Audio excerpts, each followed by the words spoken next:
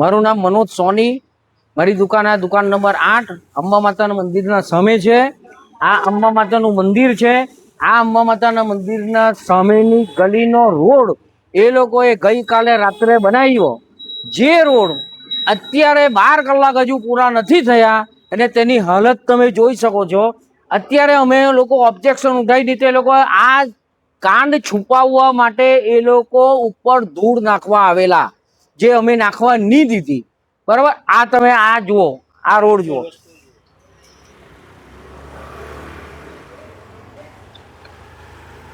આ રોડ જુઓ, આ રોડ જુઓ તમે। આ રાત્રે બનાવેલો રોડ છે। સવારે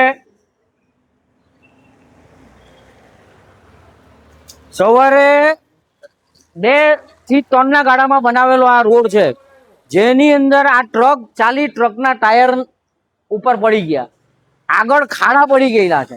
તમે જુઓ, આ અમારી આ એક વખત ચલાઈ ગયું તો આ ચપ્પલ જુઓ, ચપ્પલ જાડી થઈ ગઈ। આ જુઓ, જુઓ, હા જુઓ, હા, આ ખાડા થવા માંડ્યા। હવે અહીંયાથી ભરાયેલા અહીંયા મોટા ખાડા થશે અને આ મારી સામે દુકાન છે, અહીંનું ડાયરેક્ટ પાણી અમારે દુકાનની અંદર કાં આ બાજુ પડવાનું કાં આ બાજુ જવાનું, આવી રીતે ચાલતું રહેવાનું। આગળ જુઓ, આગળ હજુ મોટા મોટા ખાડા છે। દરેક દુકાન ધારક ના અહીંયા ખાડા પડી ગયેલા છે। જે ખાડા મોટા થાય ને તેની અંદર પાણી ભરાશે ને ગંદકી થાય, મચ્છરા થાય, એમ માની લો।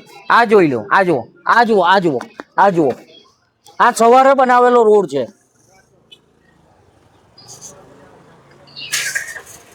આ સવારે 2 વાગે બનાવેલો રોડની હાલત છે, જુઓ, આ જુઓ, હજુ 12 કલાકની અંદર આ હાલત છે।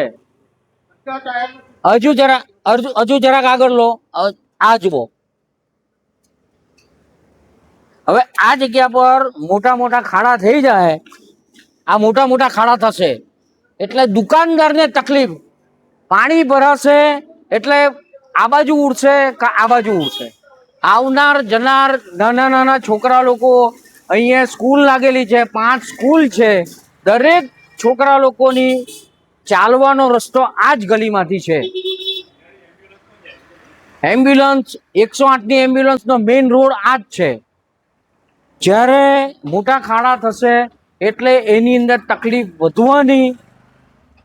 એમ્બ્યુલન્સ જાય ત્યારે અમારે એ રીતનો રોડ ક્લિયર રાખવો પડે, જેના લીધે એ લોકોને તકલીફ નહીં થાય। રોડ બનાવવાનો હોય તો હરકા બનાવો, નહીં બનાવવાનો હોય તો જે ઉઠા તેમને તેમ જ રહેવા દેવું।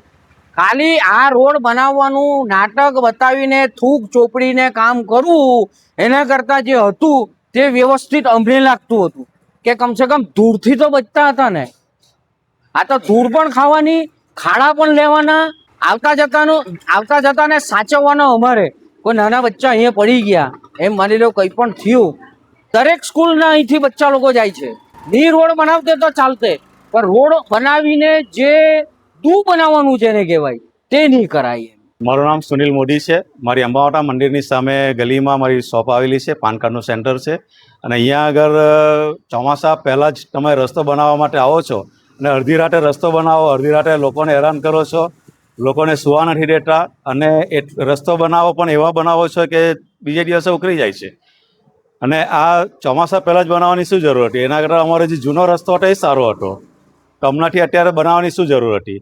અને આખો રસ્તો ઉખડી ગયો છે, તમે ફોટામાં પણ તમે જોઈ શકો છો।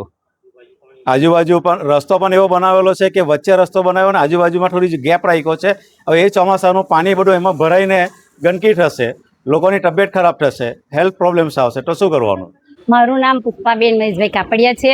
અમે અંબા માતા મંદિર સામે અમે રહીએ છીએ। અમારી ગલીમાં રોડ બને છે, પણ એટલું બધું ધૂરાડું ને એવો રોડ બનાવ્યો છે કે ગાડી બી ચોંટી જાય ને બધું ધૂરાડું અમારા ઘરમાં આવે છે।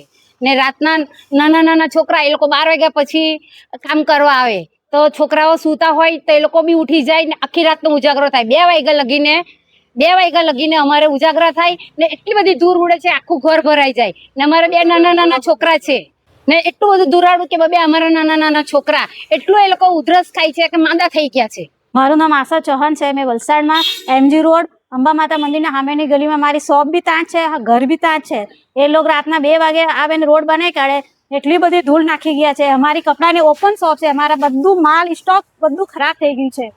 और फर्स्ट बात आ पॉइंट છે મેન કે ચોમાસા में તમે રોડ કેમ બનાવો? આખું વર્ષ અમારે અહીંયા ગલી ખરાબ હતી. હમણાં ચોમાસું આવ્યું છે તો તમે લોકો રોડ બનાવીને રોડ બી કેવું બને 2 વાગ્યાથી 2 વાગે 12 કલાકમાં રોડ તૂટી ગયું છે.